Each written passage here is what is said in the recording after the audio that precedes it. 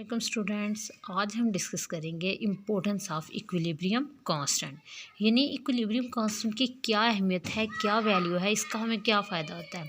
तो बेसिकली इसके दो मेजर पॉइंट्स हैं कि एक ये कि इक्विलिब्रियम कांस्टेंट की मदद से हम किसी भी रिएक्शन की डायरेक्शन के बारे में प्रेडिक्शन दे सकते हैं, बता सकते हैं कि आइदर ये रिएक्शन फॉरवर्ड साइड पर जाएगा, रिवर्स साइड पर जाएगा, या ये इक्विलिब्रियम स्टेट पर आ गया।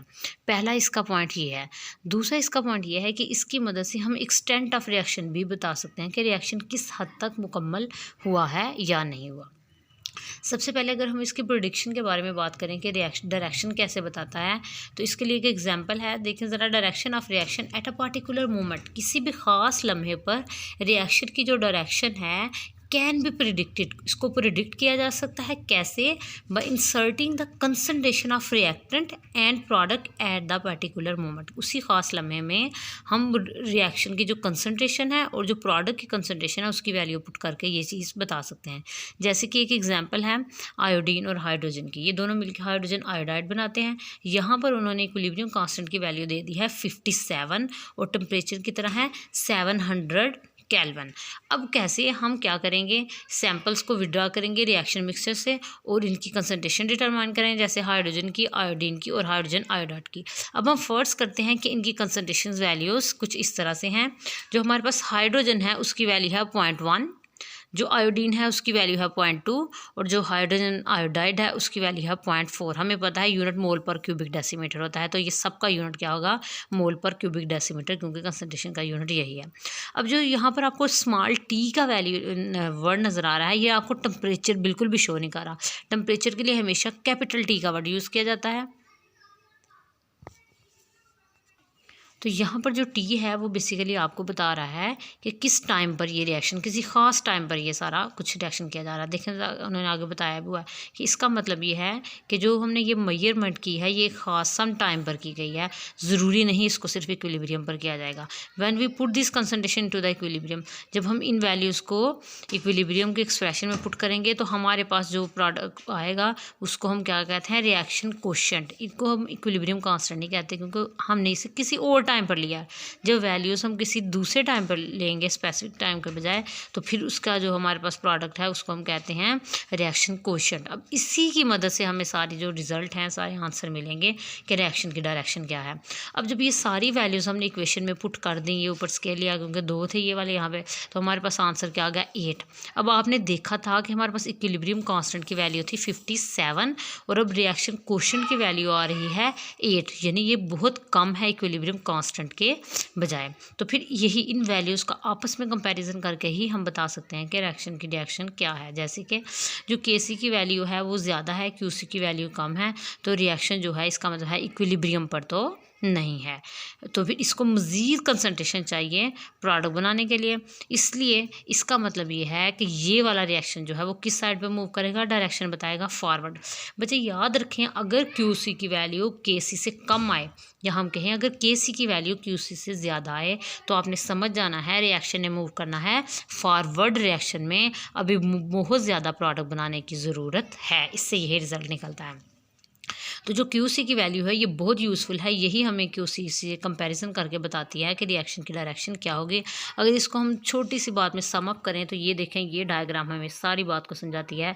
जो फर्स्ट हमारे पास डायग्राम है उसमें ये बताया जा रहा है कि केसी की वैल्यू ज़्यादा है, लिहाजा जो रिएक्शन है वो किस तरफ मूव करेगा, फॉरवर्ड डायरेक्शन में। सेकंड देखें, उसमें क्यूसी की वैल्यू, अगर केसी के मुकाबले में क्यूसी की वैल्यू जो आंसर आपका वो ज़्यादा आ रहा है, तो इसका मतलब है जो रिएक्शन है वो किस साइड पे जाएगा, रिवर्स रिएक्शन में, क्योंकि बहुत ज़्यादा प्रोडक्ट्स में बन चुके हैं। और अगर केसी और क्यूसी की वैल्यू बिल्कुल सेम आ रही है, इसका मतलब है हमारा जो रिएक्शन है उसमें इक्विलिब्रियम ऑब्टेन हो गया हुआ है। तो इस तरह से बच्चे ये जो इक्विलिब्रियम है हमें ये बताता है कि किस तरह से हमारा रिएक्शन की डायरेक्शन क्या होगी। अब मैं आपको नेक्स्ट टॉपिक जो है इसी से रिलेटेड ये बताएंगे कि प्रिडिक्शन करनी है कि कितना रिएक्शन मुकम्मल हुआ। अब इसमें क्या है कि अगर केसी की वैल्यू बहुत ज़्यादा हो, अगर केसी की वैल्यू नॉर्मल हो, अगर केसी की वैल्यू स्मॉल हो, तो इन तीनों सूरतों में डिफरेंट रिजल्ट होंगे।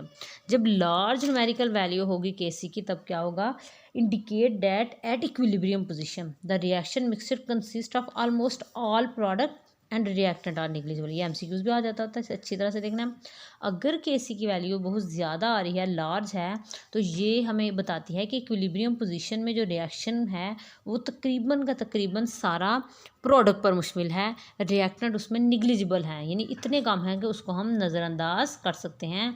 तो हमारा जो रिएक्शन है इसका मतलब है कंप्लीट हो गया है। इसके आगे उन्होंने एग्जांपल भी दी है, कार्बन मोनोऑक्साइड का ऑक्सीजन के साथ रिएक्शन करके कार्बन डाइऑक्साइड बनाया है। और ये हमारे पास केसी की वैल्यू है 2.2 मल्टीप्लाई बाय 10⁻22। ये तो था अगर केसी की वैल्यू बहुत ज़्यादा बड़ी होती है। अगर केसी की वैल्यू स्मॉल हो, जब केसी की वैल्यू बहुत कम हो, तो ये इससे ये पता चलता है कि इक्विलिब्रियम है वो बहुत जल्दी ऑब्टेन हो गया है और बहुत कम वैल्यू जो है वो प्रोडक्ट में गई है। तो फिर इक्विलिब्रियम पोजीशन में तमाम के तमाम ज़्यादातर क्या होंगे, रिएक्टेंट्स। और अब उल्ट हो जाएगा ऊपर वाले से, अब प्रोडक्ट जो होंगे वो निग्लिजिबल होंगे। अगर उन्होंने एग्जाम्पल भी बताई है वो भी देख लें। अमोनिया है, जब उसको वो उसकी डिकम्पोजिशन हुई है तो नाइट्रोजन हाइड्रोजन ऑब्टेन हुआ है और हमें केसी की वैल्यू 3 मल्टीप्लाई बाय 10⁻⁻⁹ ऊपर देखें 10⁻22 थी, अब 9 है माइनस में, तो इसका मतलब बहुत कम वैल्यू है। इसका मतलब है रिएक्टेंट ही रिएक्टेंट है, प्रोडक्ट बहुत कम है हमारे रिएक्शन में। अब देखिए अगर केसी की वैल्यू ना स्मॉल हो ना लार्ज हो, नॉर्मल हो, तो इस किस्म के रिएक्शन में हमें ये पता चलता है कि हमारा जो रिएक्शन है उसमें जो रिएक्टेंट और प्रोडक्ट की अमाउंट है वो करीब करीब है, कोई थोड़ा सा ज़्यादा कम हो सकता है लेकिन वो कंपेरेबल है एक दूसरे पर इक्विलिब्रियम पोजीशन में। जैसे कि N2O4 की जब डिकम्पोजिशन या 2NO2 बना है और इसमें केसी की वैल्यू क्या है 0.2, इसमें 10⁻⁻ में वैल्यूज़ है ही नहीं, बिल्कुल नॉर्मल वैल्यू है। तो इस तरह से हम इक्विलिब्रियम कांस्टेंट की मदद से किसी भी रिएक्शन की डायरेक्शन के बारे में भी बता सकते हैं और एक्सटेंट ऑफ रिएक्शन हम बता सकते हैं कि जो हमारा रिएक्शन है इसमें इस टाइम प्रोडक्ट ज़्यादा हैं, रिएक्टेंट ज़्यादा हैं या दोनों कंपेरेबल हैं। तो ये सारी वैल्यूज़ जो हैं वो हम इक्विलिब्रियम कांस्टेंट की मदद से ही बता सकते हैं। जी, ये तो हमारा आज का टॉपिक था। उम्मीद आपको समझ आई होगी। Thank you.